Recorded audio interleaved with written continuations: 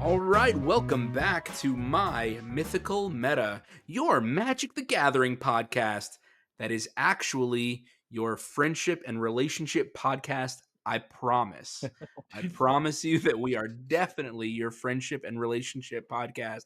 But today, we talking magic, and I cannot wait. My name is Travis, and I'm joined by the entire My Mythical Meta crew. We've got my brother Benjamin Hello? and my good friends Derek and Randy. They don't look excited to be here. I like to And keep it real low energy, lo-fi. We all have fun. Lo-fi hip hop. I think we're not paying them enough. I think that's what it is. Podcast to study to. that's Yeah. probably what it is. They're acting their wage. You call me poor? No, the wage from El Dorado Gaming. Oh, okay, yeah. Okay, makes sense. The wage from me. I'm giving you 2 Caniac combos worth of energy Yes, spread out over an entire year. exactly. Guys, today's episode, 1,200 calories. I'm really excited about this week's episode Mhm. because we've had this episode in the pipes for almost a month now. Things kept coming up. We had the new year, we had the holiday, and we finally get to talk about our Magic the Gathering deck building challenge from last year. In addition to Secret Santa, which we do every year, which often has a fun deck building rule, we had a second crazy deck building challenge with this deck building rule. You guys ready? Adding a background to any legendary creature. Oh, it was spicy. Yes, it was. It was so wild to see what we could come up with by adding backgrounds to any legendary creature. Whenever we do this, we know that we are opening the door to overpowered combos, to crazy shenanigans that we can't even fathom because there are so many possibilities. But that's exactly what we want to see. We want to see the crazy stuff that our friends can come up with. So, listeners, sound off in the comments with the insane and zany matchups that you would pick for this challenge. Mm-hmm.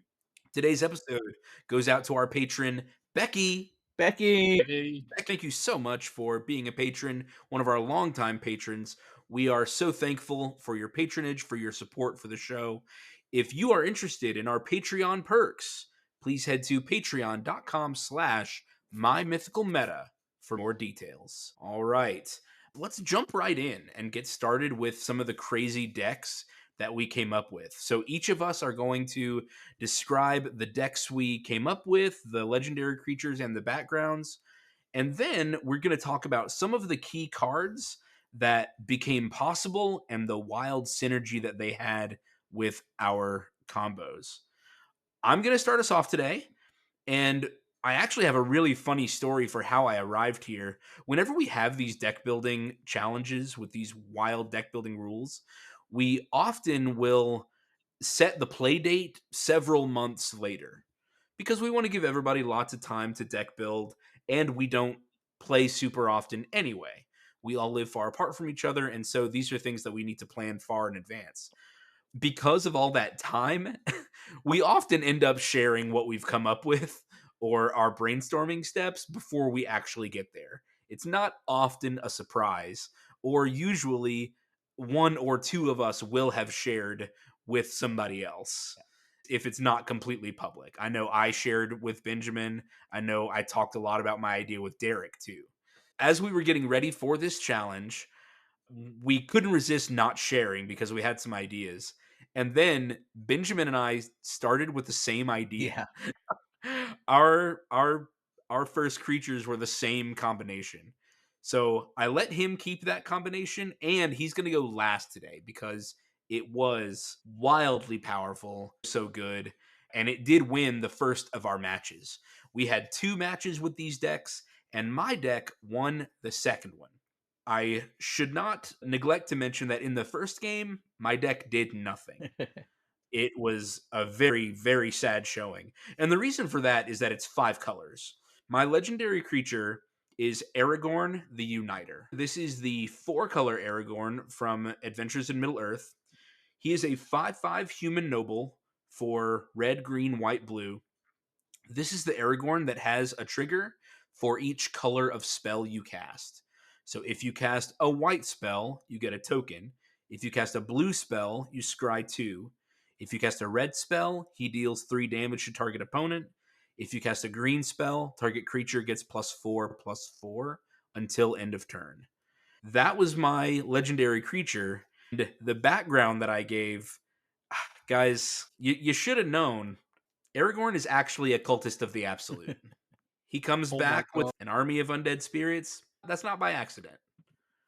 Okay, Aragorn is Boy. black. He is a cultist of the Absolute. This background costs 1 black. Commander creatures you own get +3/+3 and have flying, death touch, and ward pay 3 life. And they also have at the beginning of your upkeep sacrifice a creature. So, with Aragorn the Uniter and Cultist of the Absolute, he becomes an 8/8 with flying, death touch, and ward pay 3 life. Pretty good. That's really, really good.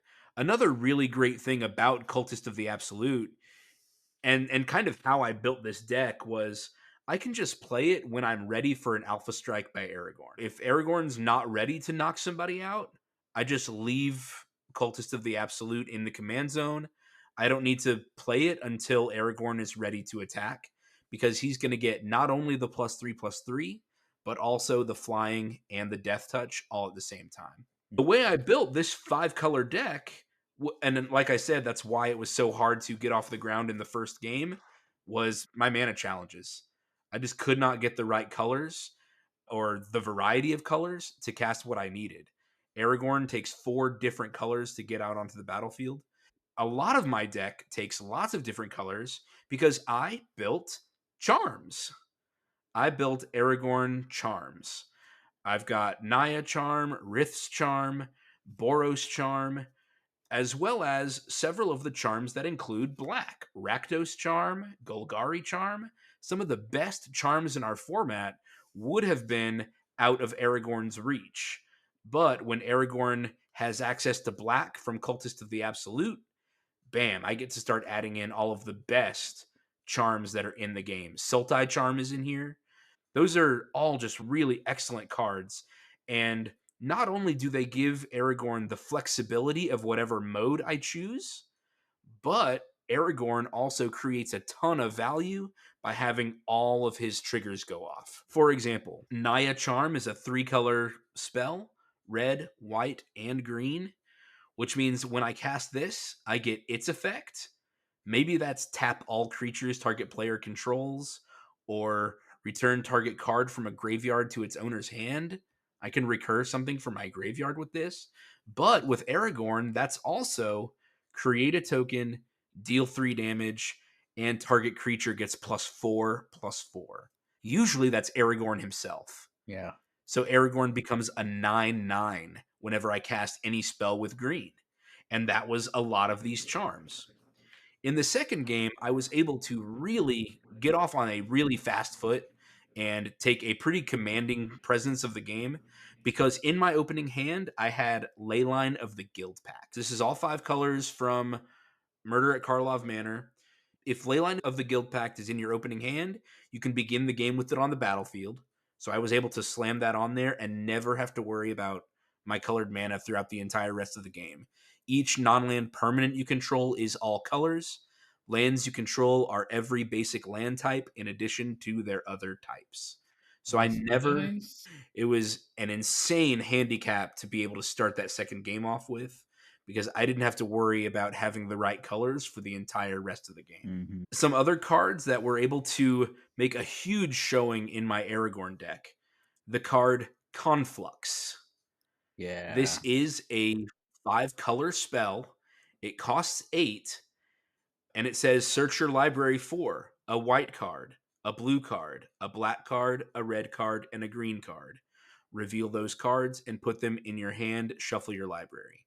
So because this deck is full of all of these multicolored charms, I can just go through my deck and pick the 5 best cards. It's just the 5 best cards in the deck.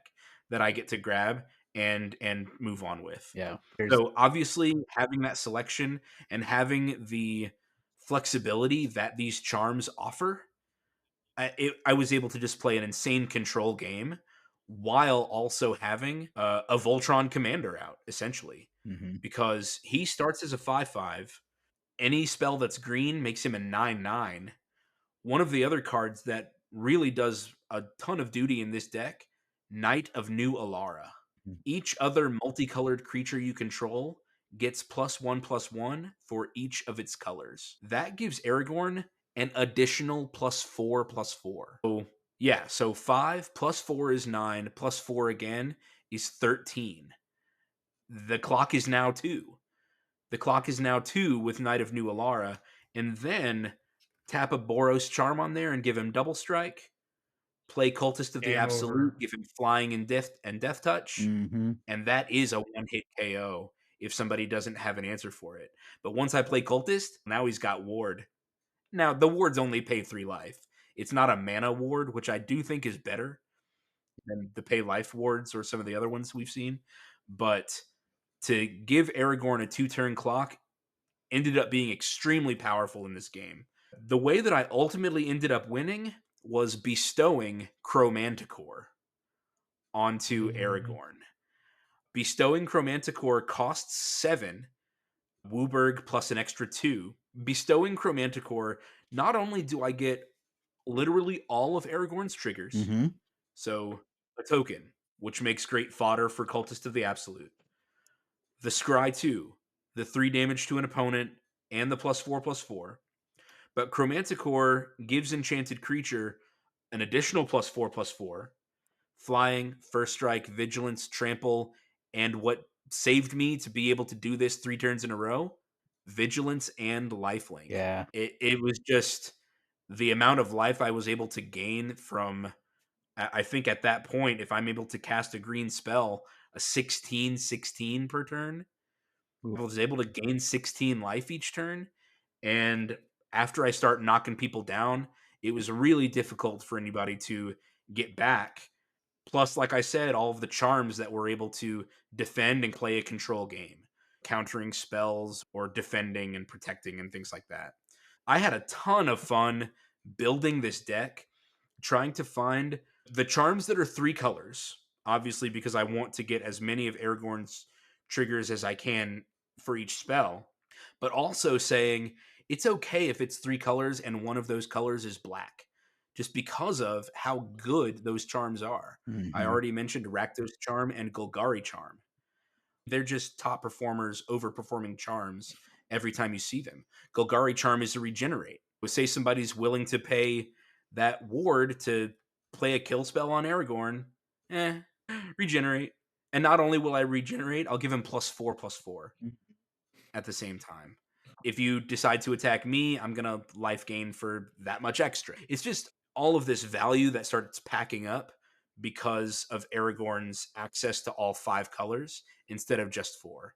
It was a ton of fun, but it is a fragile deck. Without Leyline of the Guild Pact, I don't know that I would have been able to accomplish what I did in that second game. What did y'all think of Aragorn of the Absolute? I thought it was Cool. It's great. cool. Yeah. I love charm decks. I used to have one, and I think this one For for Ramos, Dragon Ramos. Engine, right? Yeah.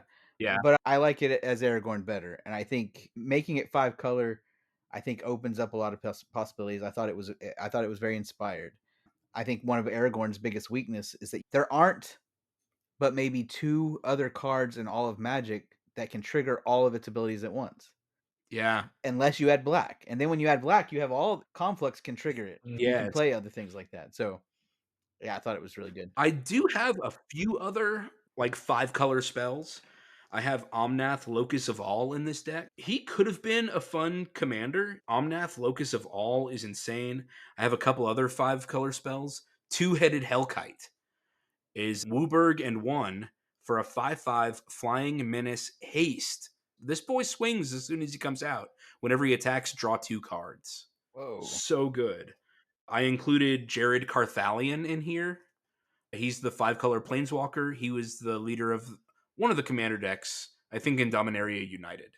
his whole deck was all about playing multicolored or 5-color spells. That gave me a lot of tools for this deck too. Unite the Coalition is a 5 mana plus 2, so 7 mana total. It's an instant. Choose 5. You may choose the same mode more than once. Target permanent phases out. Target player draws a card. Exile target player's graveyard.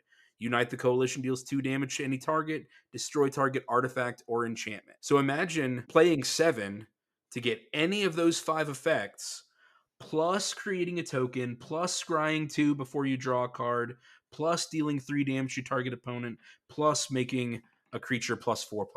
Aragorn's suite of triggers is just really cool. And to be able to play these 5-color spells and get all of them, I couldn't say no to that. It was just awesome. That was mine. And like I said, I lost the first game we played rather spectacularly with nothing on the board. But the second game we played with that ley line, whew, having that as a crutch to get me through all the color requirements of this deck really made it shine. I really loved playing Aragorn the Uniter with Cultist of the Absolute.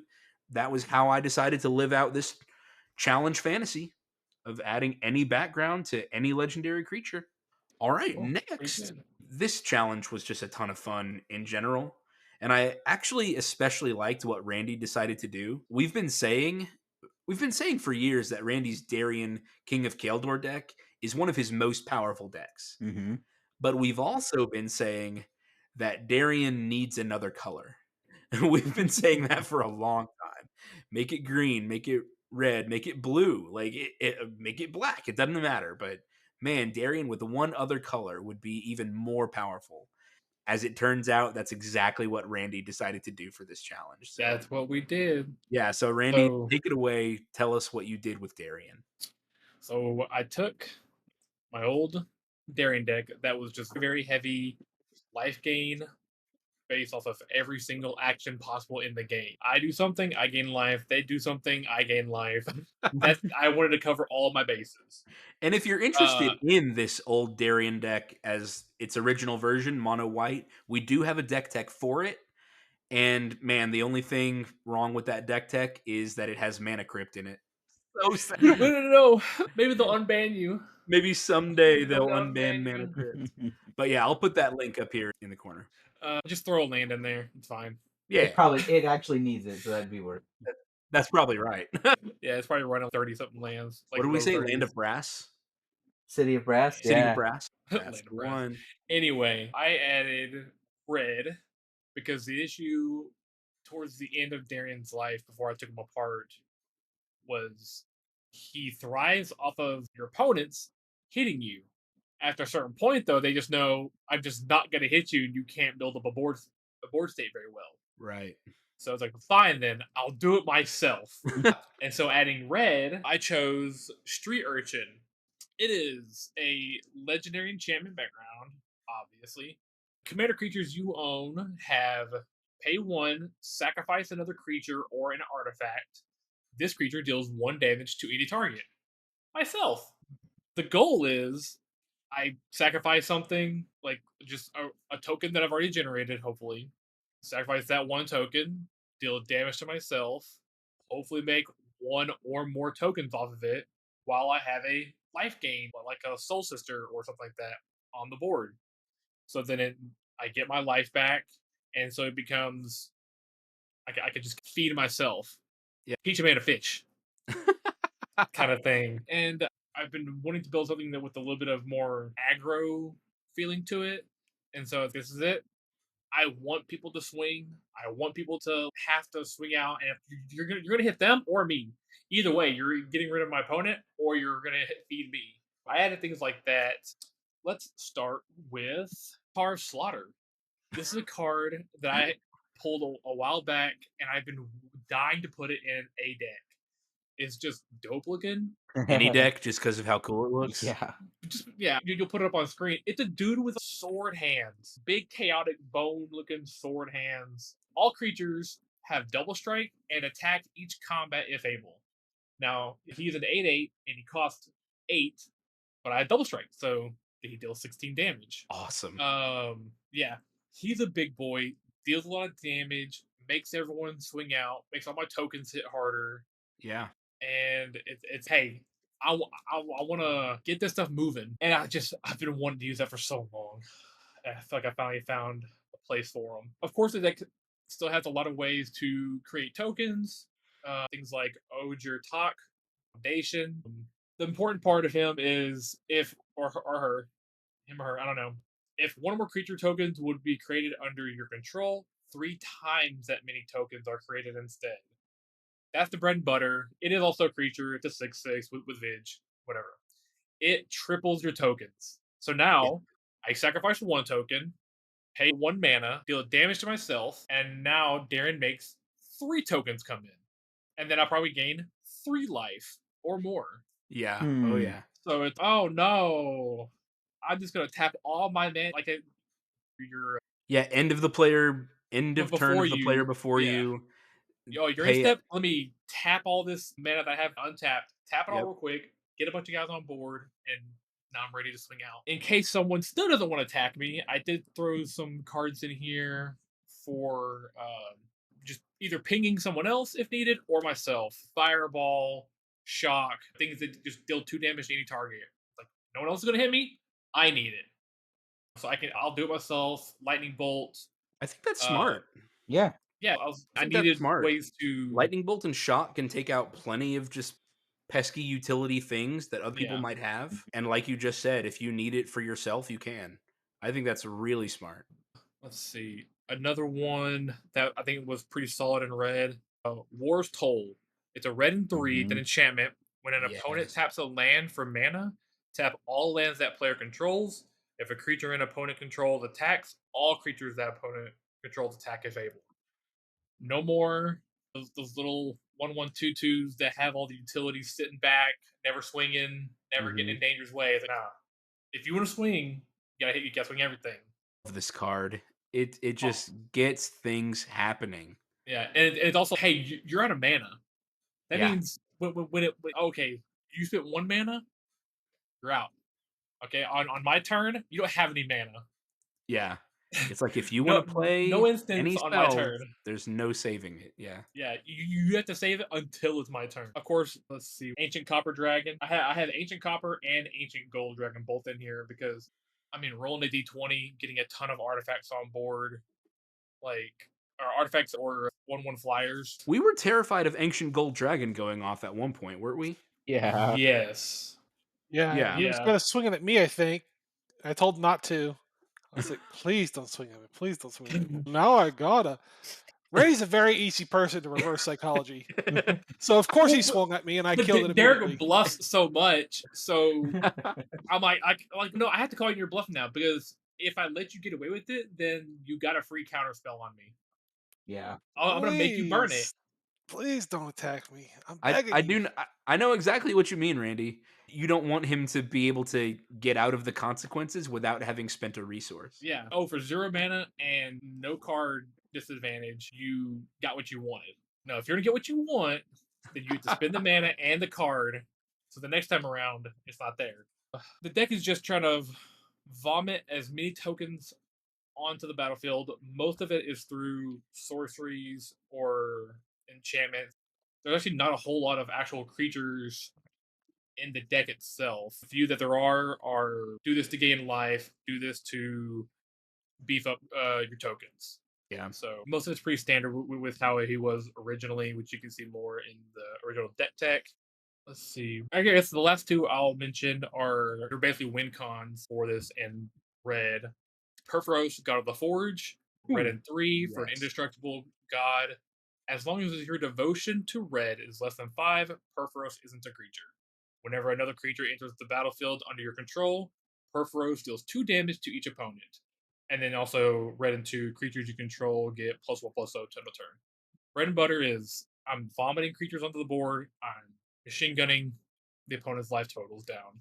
Mhm. And then in a very similar vein is Raid Bombardment, Mhm. red and 2 for an enchantment. When a creature you control with power 2 or less attacks, Raid Bombardment deals 1 damage to the player or planeswalker that creature is attacking. I don't even have to hit. Yeah. I'm just going to swing.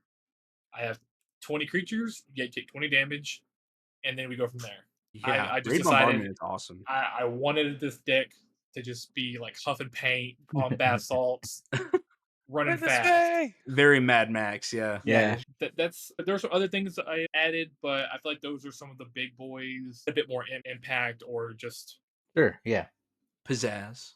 pizzazz. There we go. Like I added other things that are like chaos warp, but that's just right. Sure. a Yeah. standard removal in red for fun.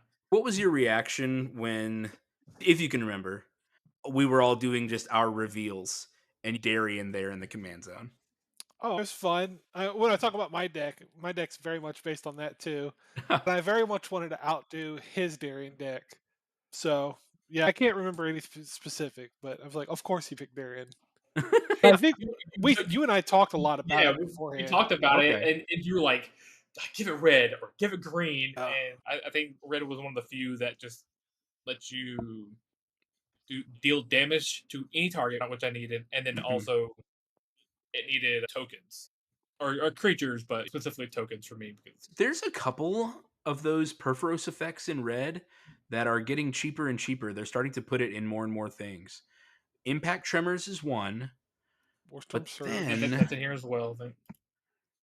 there was another one. Here's Impact Tremors. Molten Gatekeeper, a common from Modern Horizons 3. When another creature enters the battlefield under your control, Molten Gatekeeper deals 1 damage to each opponent. And it has Unearth for 1 red. So even if it's dead, if you're about to make a really big play to finish the game, Unearth Molten Gatekeeper. Very That nice. that's insane. Yeah, Yeah. that's very nice. An Impact Trimmers that you can just let sit in your graveyard until you need it.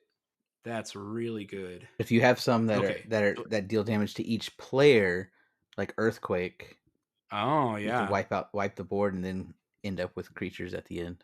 Yeah, that's a really good idea. So Well, yeah, anyway, Molten Gatekeeper is the one I was thinking of. okay, But to be able to do that from the graveyard with Unearth for 1 red, not bad. that's really good for a out of nowhere play. Oh, General Crete the Boltbringer. Foundation's Jumpstart. Whenever one or more goblins you control attack, create a 1/1 red goblin creature token that's tapped and attacking. Whenever another creature you control enters, General Crete the Boltbringer deals 1 damage to each opponent. So he is an impact trimmer on himself, But who he is also also bringing in goblins when they attack. he's a little bit of Cranko. Do they stay or are they? They stay. Second? Oh my god! So it's Yeah, Cranko they and stay. Impact Trigger. And this guy's 2 and a red for a Oh 2/2 god, goblin soldier. gross. Is he legendary? That's pretty cool. It's probably like 28 cents. Let's see. $8.75. Okay, It he's wasn't good more. uncommon though. Yeah, Anyway, Randy, I thought this deck was awesome. It was great to see it really like zhuzhed up. Rorschaching it up. Just be like, stop trying to Oh, hit me and hit me. You're that's not. Joker. Yeah, I'm not locked in here with you. You're there locked in here with me. we go. That was just really fun to be like, if you're not going to hit me, I'll do it myself and just Tyler Durdening, Edward Nortoning yourself in order to get your soldiers out. Exactly. Yeah, it was really cool. Any more comments for Darien Urchin King? The game was so long ago. I really don't have much memory of the actual gameplay. So I feel like it unfortunate. did do. It had some boogeyman moments. I feel like, in at least one of the games. Didn't I win, think but it down to I you think and it got Travis swinging at each close. other. Yeah, I think both times they got. I think I got. Did I get second twice? You might have. I don't remember. Yeah, I think so. I think I got second twice. It was very close. Mm-hmm. I think you swung your dragon at Derek removed it, and that removed your flyers for Aragorn to kill you. Yeah. Yeah. I think. But who knows? Like you said, it's been too long. It's 3 unfortunate that we months. weren't able to get to this episode sooner. Holidays were like that. Holidays, getting sick, and all the other stuff that happened. Yep. Yeah. All right, let's get to the next one. Derek, you said your deck was inspired by Darian's. Walk us through it. Yeah. So when I originally thought of this idea for the background thing, I had Omnath Locus of Rage, which is the red green one that Mhm. when it landfalls, it creates an elemental, and then when he or that elemental dies, you 3 damage to somebody. Pairing that up with Ancient of the Iron Throne, and I thought about it for a long time. I was like, oh, I feel like this is it's going to be too oppressive, too good because you're just playing lands, which is just a fundamental resource in this game, Right. and you're using that as your weapon to just. So I ended up changing, and we had always talked about with Randy. This is before Randy even came up with his Darien idea. That Darien plus any other color does a Darien like facet of that deck better. Yeah. Uh, so I was like, oh, what if I added green? What if I added black? What if I added, whatever? And I ended up adding green, white, black as an Abzan. I Hmm. took the shell, kind of like what we have on our the Randy deck type we had. I went and I grabbed that, got all of Randy's ideas, and then I have a Frodo and Sam partners in green, white, black. And then I mashed these two little monsters together to try to Your get. Frodo deck is really good too. Mhm. Your Frodo Yeah, and Sam deck is really good. I mashed them together to try to get like a monster kind of idea because the Frodo Sam deck is all about food, life gain triggers. Hmm. And this one is about like token entering the battlefield triggers. As like an homage to Randy Styrian. So the commander I chose is Dina Soul Steeper. She's green black for a legendary creature Dryad Druid. She's a 1/3. Whenever you gain life, each opponent loses 1 life.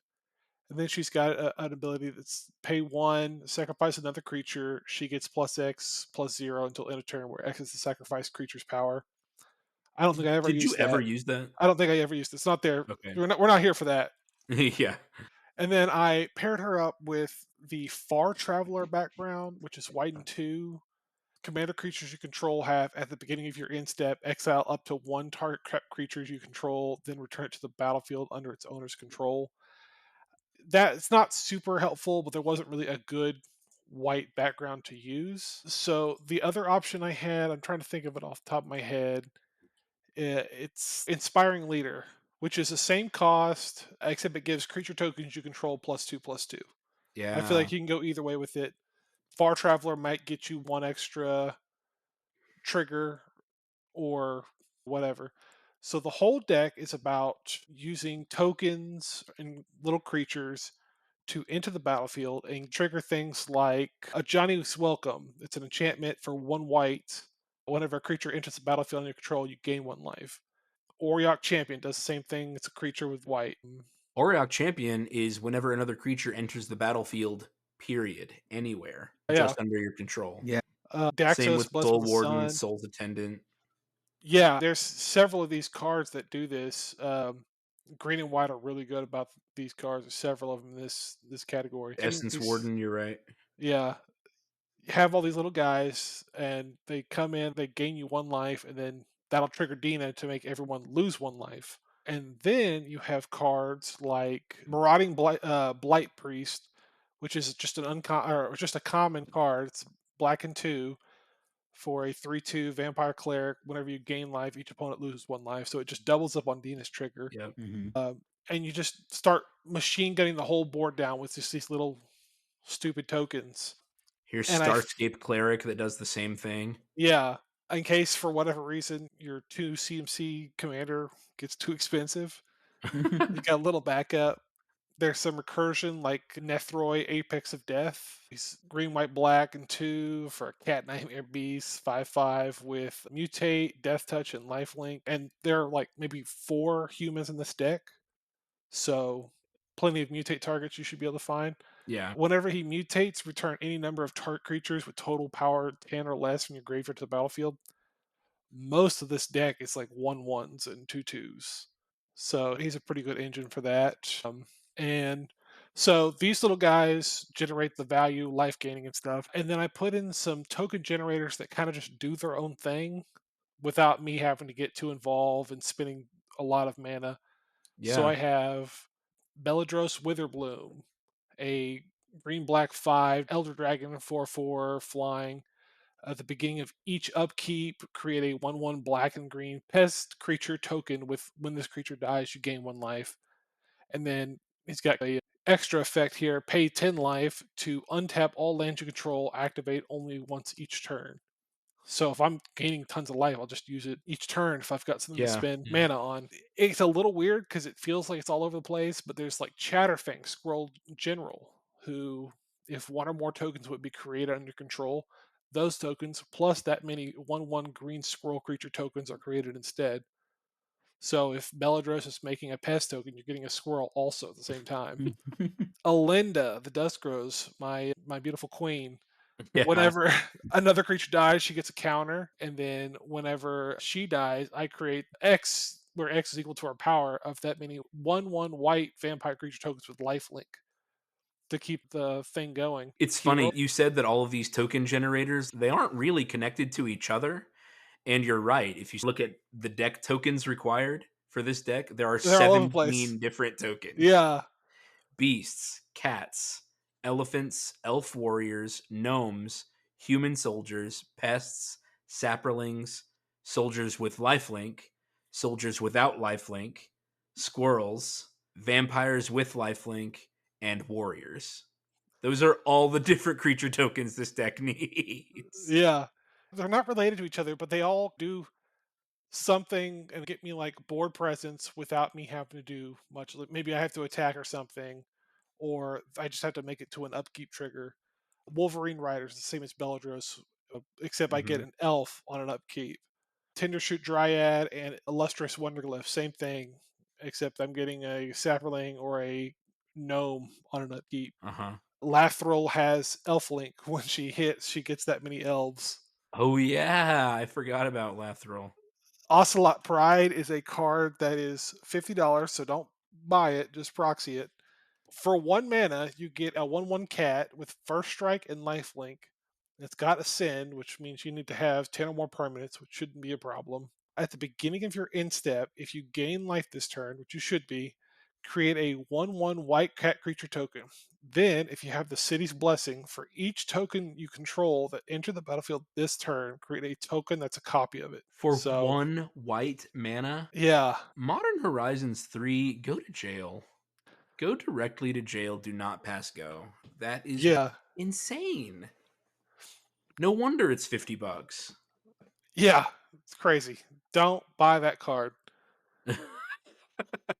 I can't Just wait for proxy. Wizards to sponsor us when we regularly say do not buy cards. Don't play these games. In my card draw category, I have things like Phyrexian Arena and Painful Truths that want to trade life for card draw. Mhm. And I relied a lot on the black card draw. Since I'm getting so much life, go fast with my life. The One Ring, which is in my Frodo Sam deck, the burden counters, let him get up to 10. I don't care. I'm getting that much life in a turn. Hopefully, I've won before it becomes too much of a burden. Yeah. Did y'all look at the price of this deck? No. $644. I didn't make mine Derek in shoved every expensive card he could in this deck. I didn't make mine Yeah. architect. So I don't know how much mine is. I didn't make mine on Architect either. He's got Archangel of Thune, $49.99. I mean, a lot of this price is going to be an Ocelot Pride. The One Ring says it's $75 by itself. Yeah, Meat Hook Uh, Massacre, there are thirty-seven so ninety nine. many like these Go to jail. commons that are worthless. Your real like payoffs. That's what sucks. Yeah. But proxy them. Who cares? For a board wipe, I have the Meat Hook Massacre, Black, Black, and X. This one's a weird card, but I like it a lot. When it enters the battlefield, each creature gets minus X until end turn. So it'll hit all your problem, indestructible creatures, wipe the board, whatever. When a creature you control dies, each opponent loses 1 life. And then when a creature an opponent controls dies, you gain 1 life. But if Dina is out, they're losing 2 life. Yep. Because no, I'm sorry. I'll gain 1 life and you'll lose 1 life. It's hard to remember. Not hard to remember. It's just Meat Hook Massacre is pretty wild. I think I remember us calling someone over to help keep track of stuff I had when you a played it. a proxy that wasn't very good because my printer. That's when my printer broke.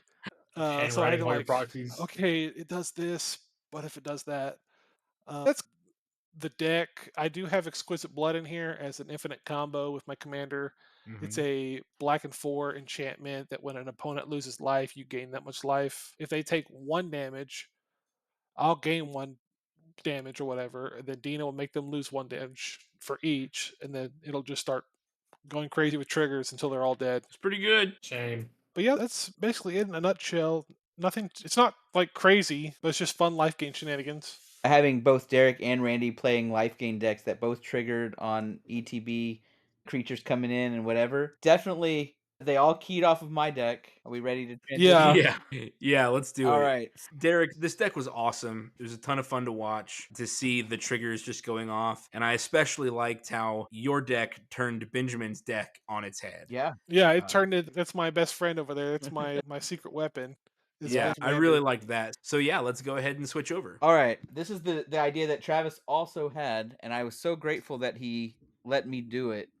I think it would have been real easy to go the route that Randy did, where it's things like Perforos, but I took it kind of a different way. So my commander was Norin the Wary, who was a Candlekeep Sage. Likes to study in the dark all hours of the night. Sick. So Norn the Wary is a 1 mana, just costs 1 red for a 2/1 legendary creature human warrior. It says whenever a player casts a spell or a creature attack, exile it and then return it to the battlefield at the beginning of the next end step. So if anybody's ever played with Norn before, you know that it's just blinking every turn it leaves and comes back. And Candlekeep Sage costs 2 and a blue, says commander creatures you own have when this creature enters or leaves the battlefield, draw a card. This is basically the entire draw package for this deck. Why add more? Right. You don't want to add more. It's really bad. Zero reason to add any more draw. Yeah, there are like 3 other draw spells just in the unlikely event that there are some ways to beat Norin. A Curse of Death Hold, and then you're done. So there are like 1 or 2, but the hope is that you get this online on turn 3, right? You play Norin on turn 1 or turn 2, you play Candlekeep Sage on turn 3, and then you're off to the races every turn. And that's what's great about this. This happens each turn. So your turn, you play whatever, Norin goes away. If you don't have something to play for whatever reason, attack with Norin. Norin will trigger himself. Go away, come back, so you don't even have to cast anything to trigger it, but that'll draw you 2 cards. Once when it leaves, once when it comes back. Then it does it. Yeah. It comes back on the next player's turn. If they cast anything or attack, Norin will leave. Norin will come back. That's 2 more cards. Doing nothing else. If these are the only 2 cards you play, you'll draw 9 cards a cycle. Your normal card plus 2 more on your turn, and then 2 more on everybody else's turn. Yeah, Randy's face. He went. Yeah. Which means you better be doing other stuff because you're gonna deck yourself in about 8 turns. Yeah. I just had a thought. Are there any cards that are like, whenever you draw a card, opponents have to discard a card? I don't know. I think that I mean, I know that I think there's a legendary creature that I think it's one of the Children, I think, that makes your opponents Children of the Apocalypse has reduces their hand size. no. When you draw a card, you lose Genghis life. Yeah, you lose- reduces hand size. Right. yeah. Shield of the Apocalypse has life loss and life gain attached to draw. I was thinking of Benjamin's Psychosis Crawler, Yes. which is whenever you draw a card, each opponent loses 1 life. Right.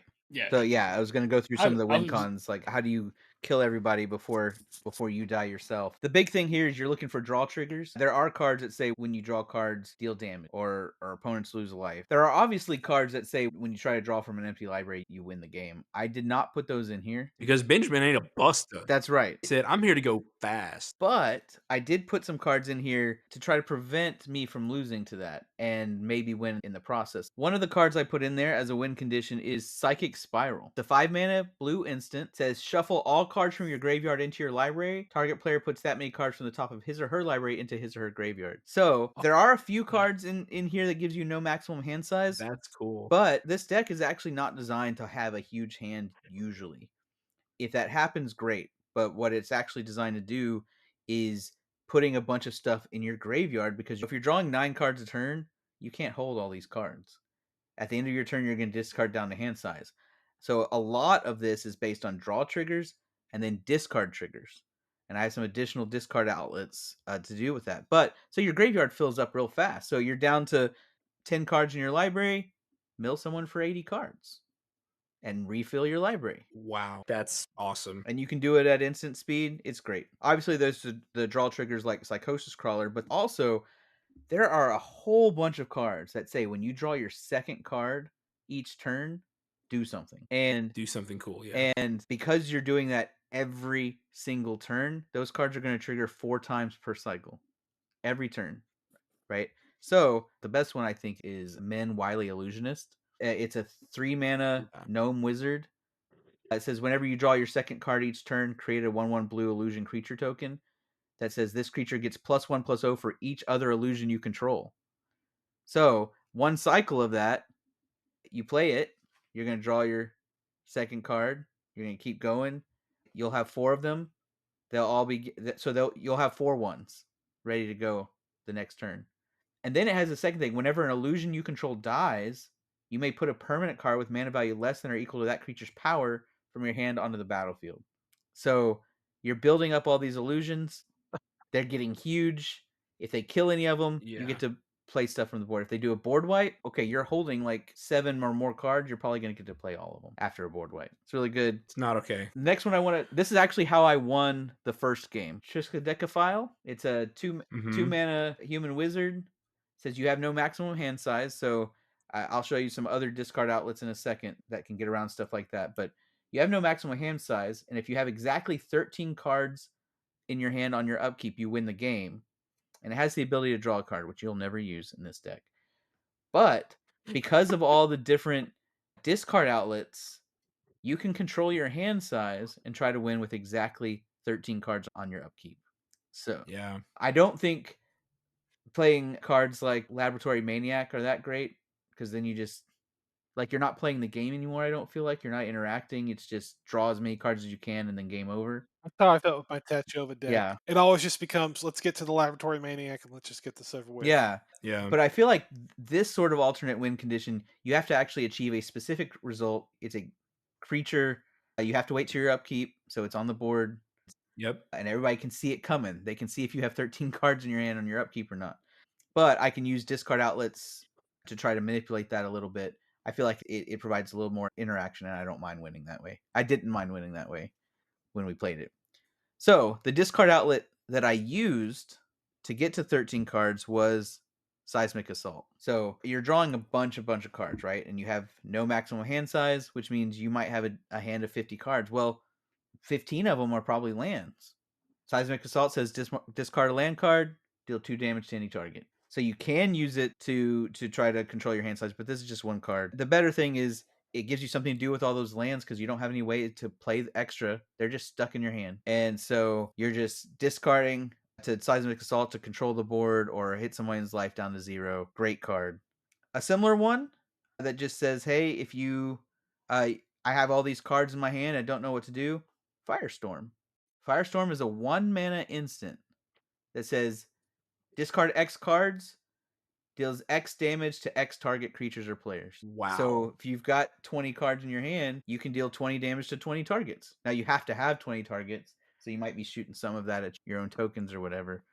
But I feel like nowadays that card would cost red and X, probably which is what, Starstorm? Comet Storm.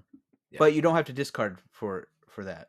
So normally, I think the reason this only costs red is because if you're playing this in a regular deck, you're most of the time only going to have 7 cards, and you're doing 7 Mhm. damage, and you have to have 7 targets to use Yeah. it. There are going to be times when you don't either you have a lot of cards in hand but not enough targets, or you don't have a lot of cards in hand, and so it's only dealing 7 damage or less, and you're having to discard your whole hand to do that.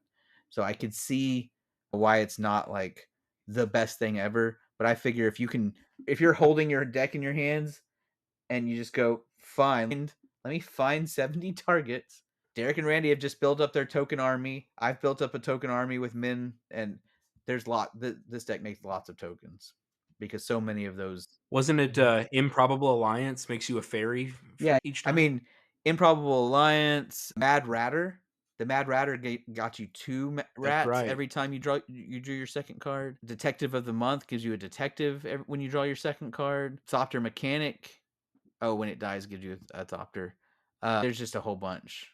The Locust God gives you a token every time you draw a card. Yeah, the Locust God. Wow. Yeah. The Watcher in the Water gives you a tentacle every time you draw a card on an opponent's turn. So you're getting 6 Nice. tentacles each turn. So, anyways, you can build up the token army yourself and then finish off your opponents with Firestorm. However, if for whatever reason you can't do that, all those tokens can help you win with Rites of Initiation. So Rites of Initiation also only costs 1 red, is also an instant.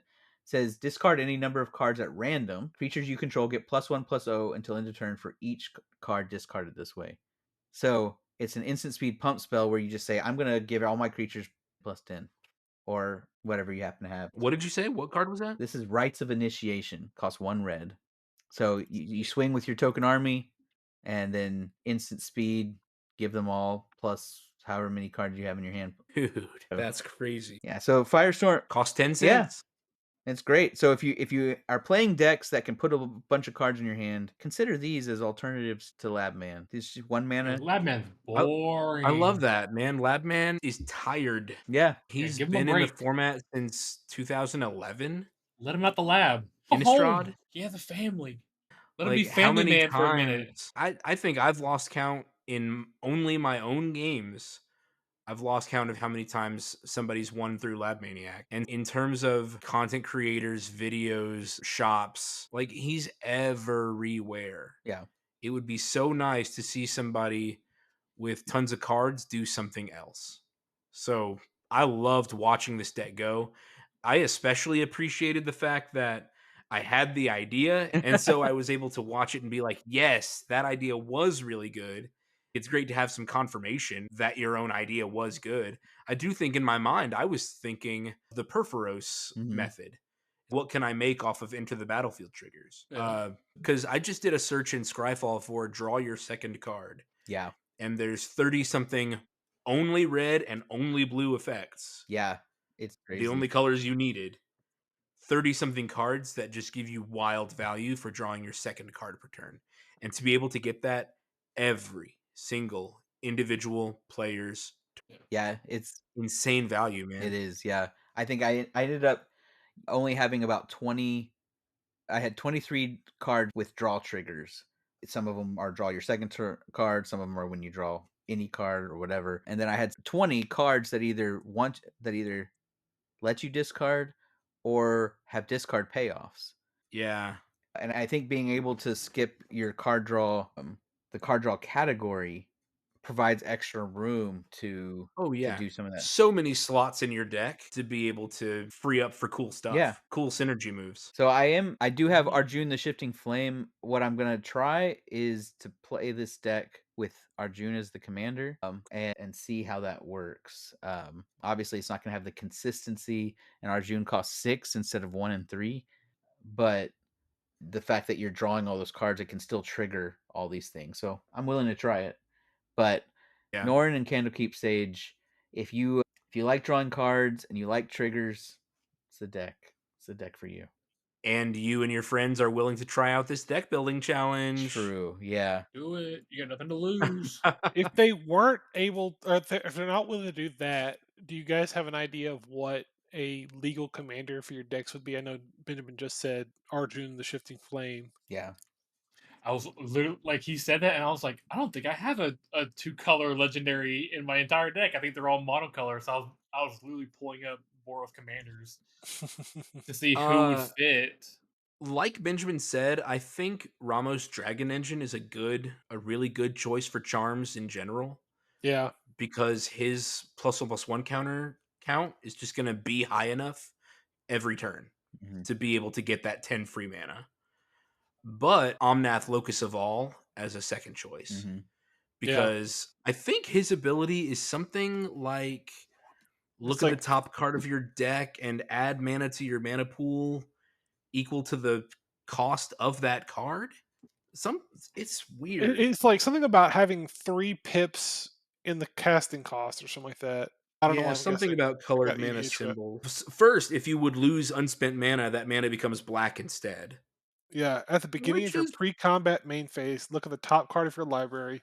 You may reveal that card if it has 3 or more colored mana symbols in its mana cost, so 3 or more pips. uh-huh. If you do, add 3 mana in any combination of its colors and put it into your hand. If you don't reveal it, put it into your hand. Yeah, so you can choose to just draw it, or you can reveal it and get 3 free mana from it. But he is 5 colors also. But Well, yeah, one of them's Phyrexian. But yeah. that's true. Pay that sweet, sweet 2 life. Yeah. If I was going to do a League Commander, and I think that's what I'm going to do, is I'm going to kind of gut out the parts of my Frodo Sam deck that I don't super like, Yeah. and then cram in that All the stuff. So Hobbit parts. the Hobbit parts, I like the Ring Tempts You mechanic that I have in my Frodo Me Sam deck, too. Mhm. and I want to keep that. I just love the flavor of it. But I really enjoyed playing Dina and having all these little life gain trigger things. Mhm. It's a Yeah. lot of fun. Otherwise, I think I might do. I was just talking about him, the mutate guy, Nethroy. Nethroid. Yeah, I Oh think I yeah, might do yeah. them since he has lifelink and he can recur a lot of those weak guys. I do have Yeah. A Nethroid deck, but I think it would run yours would run differently. Yeah, Yeah. Yeah. yeah. Yeah. So, listeners, we love these deck building challenges every year. We almost always do, what do y'all say, 2 a year? Usually the Secret Santa is one, and then the deck building challenge is another. Yeah. Yeah. And they're not always But illegal this decks. is how, yeah, and they're not always illegal. Sometimes the challenge is something else. I saw a deck building challenge on Commander Versus, and this was a long time ago, but it was every creature in all 4 of their decks had to be 2 mana 2/2s. Oh yeah. I don't know why I Hmm. thought you were gonna say that each deck had to pick one set or block, That'd be and it's fun. like this whole I think I've seen those. I think Commander's Brew did that before they became defunct. I've seen Commander Versus do one where all of the decks had to have only gold non-land cards. All of the non-land cards had to be Oh. gold multicolor. I'm all set. Niv Mizzet. My Niv Niv Mizzet Mizzet. Oh yeah. is Well, almost perfect. so that's not hybrid cards though. Those hybrid cards Oh, have that half green, half blue frame or whatever. there's a few It that was I would do only change, but gold I do have cards. like I was cultivate. like, that'd be a crazy challenge to do too. I think it would be Yeah. like 10 cards I would have to swap out. Yeah.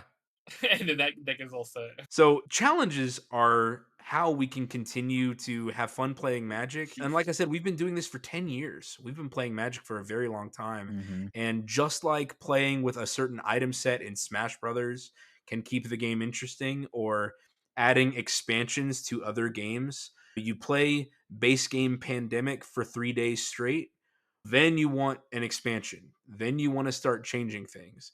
And you want to continue keeping the game interesting and stay in it. And obviously, Magic itself does a great job of having new cards coming out constantly that keeps the game interesting. This episode is going to come out right before Ether Drift is revealed, which, having grown up a NASCAR kid, y'all, I am excited for Ether Drift. Yeah.